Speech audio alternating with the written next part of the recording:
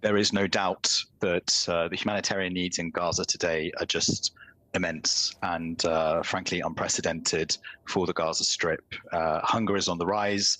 Families find it very difficult to find enough clean water to drink, and the healthcare system has all but collapsed.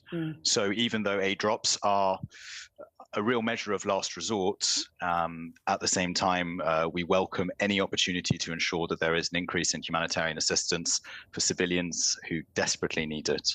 Just explain why it is a last resort, why, although it might look impressive, there are so many drawbacks with these kind of drops. Well, I mean, there's relatively small quantities of assistance that can be delivered through airdrops. Of course, they're logistically very complicated, and they're also the most expensive way of delivering aid.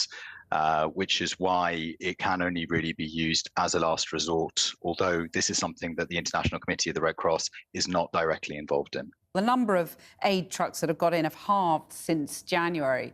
So can you just go into a bit more detail about the kind of obstacles you're facing, whether it's security or a breakdown of law and order? The breakdown of law and order is, of course, something that is extremely concerning, and we need to be able to operate safely. Of course, the breakdown in law and order is squarely linked to how desperate people are on the ground. We hear reports increasingly of how much hunger is impacted, specifically parts of northern Gaza, and that is pushing people to their limits as frustration reaches a real high. Just the sheer quantity of what needs to arrive is currently not matching the extremely high humanitarian needs, whether it's for food, winter clothing or medication. Is there a particular story that stuck with you that just highlights for people how desperate people are for food now? I mean, you see it everywhere you go. The prices have skyrocketed. Even in Rafah, where access to the market and to food is nowhere near as complicated as it is in Gaza, but people are struggling to meet their daily needs. Driving around Rafah city, it's a common sight to see children barefoot walking through the mud, opening up rubbish bags and trying to see what there is inside of them.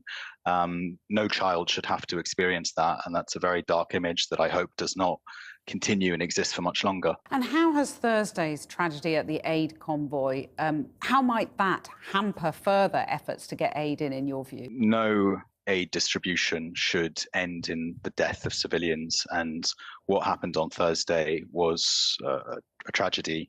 All efforts need to be made by the parties to the conflict to ensure that humanitarian actors can safely reach people in need.